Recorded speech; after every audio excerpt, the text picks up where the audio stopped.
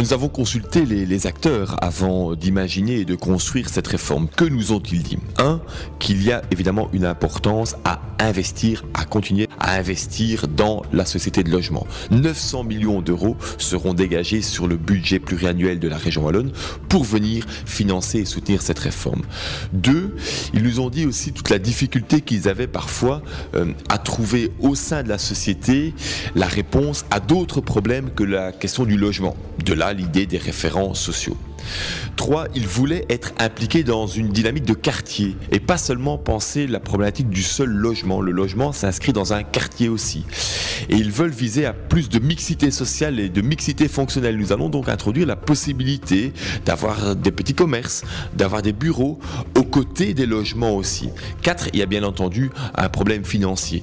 Dans ce secteur-là, quelques sociétés sont particulièrement endettées. Eh bien, la région wallonne a décidé d'investir, d'entrer dans le capital des sociétés les plus endettées, de telle sorte qu'alors on puisse remettre les comptes à zéro et repartir, se retourner vers de nouveaux défis.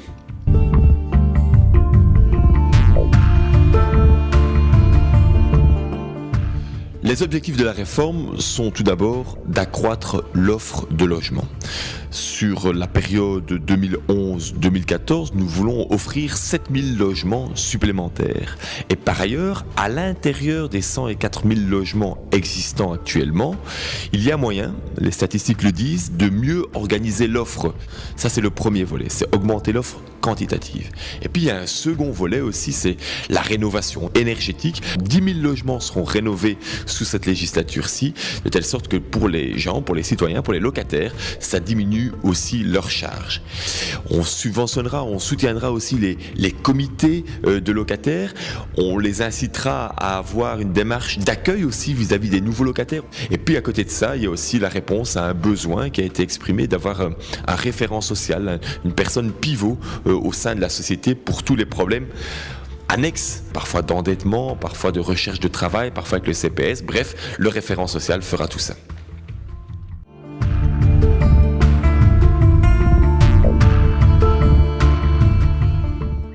Alors, le programme PIVER, c'est un programme d'investissement énergétique dans les logements sociaux pour davantage isoler la toiture, isoler les murs, isoler les sols, remplacer parfois le vitrage qui n'est pas toujours du double vitrage performant.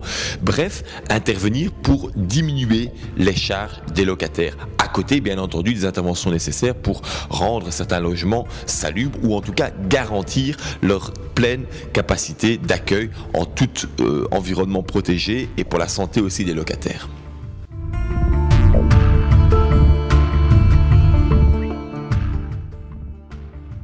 Les bénéficiaires de la réforme seront bien entendu en priorité absolue les locataires et les candidats locataires. Un logement adapté avec un nombre de chambres adapté et situé, quand on est en famille proche des écoles par exemple, quand on est une personne plus âgée, d'avoir aussi un logement accessible.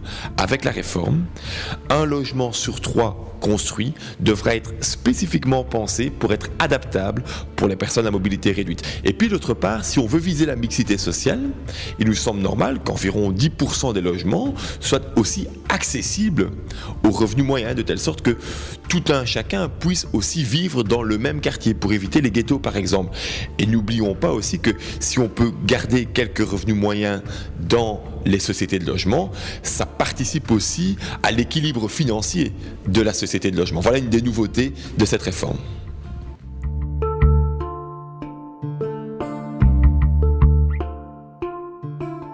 La réforme va s'appliquer sur tout le territoire de la région wallonne.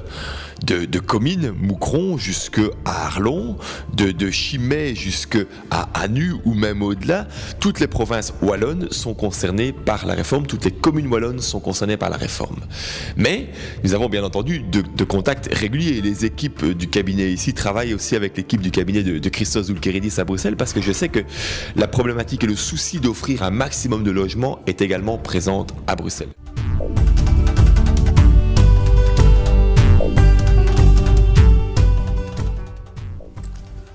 Je vais en 2 minutes 30 vous parler de la situation du logement à Bruxelles. Une ville qui, comme d'autres villes, est confrontée à une crise du logement importante. Pour en parler, je vais vous donner quelques chiffres. On a d'un côté plus de 50 000 ménages qui sont en attente d'une réponse publique face à leurs difficultés pour se loger dans des conditions décentes sur le marché privé.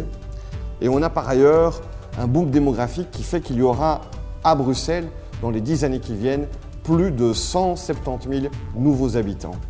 Face à cette situation et cette crise du logement, le gouvernement bruxellois a décidé d'inscrire comme objectif 15% de logements publics à finalité sociale dans chaque commune, et ce, à l'horizon de 2020. Pour y arriver, il va falloir absolument multiplier les actions. Il faudra évidemment construire. On est ici sur l'un des 50 chantiers du plan logement.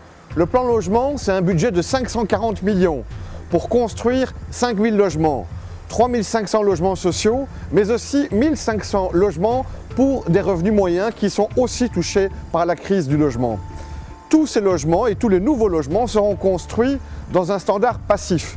C'est un standard énergétique le plus performant, qui est bon pour l'environnement, mais qui est aussi et surtout très bon au niveau social, puisqu'il permet de faire des économies jusqu'à 90% par rapport à un logement normal. Construire prend malheureusement beaucoup trop de temps et de toute façon, ça ne suffit pas. Il faut donc aussi rénover le patrimoine existant, en commençant par les pouvoirs publics qui doivent montrer l'exemple. Dans le logement social, sur les 36 000 logements existants, 1800 sont vides. On a donc pris nos responsabilités. Un budget de 206 millions a été adopté pour rénover, pour qu'il n'y ait plus aucun logement social vide. D'autre part, si on veut continuer à améliorer la qualité de vie à Bruxelles, il ne faut pas construire partout. Et donc, il faut s'attaquer aux bâtiments privés vides. Il y a actuellement, par exemple, 1 million de mètres carrés de bureaux qui sont sans projet. Avec les promoteurs privés, nous travaillons à convertir une partie d'entre eux en logements. Il faut aussi aider les propriétaires privés de logements vides à rénover leurs biens. Là, le coup de pouce vient des agences immobilières sociales qui ont les contacts avec les locataires, s'occupent des éventuels travaux de rénovation, avantage pour le propriétaire, des revenus locatifs plutôt que des taxes à payer pour avoir laissé leurs biens à l'abandon. Nous construisons, nous rénovons et nous aidons aussi tous les ans près de 1000 ménages à devenir propriétaires grâce aux taux sociaux pratiqués par le Fonds du logement. À côté de ça, il faut aussi s'occuper des nouvelles formes d'habitat.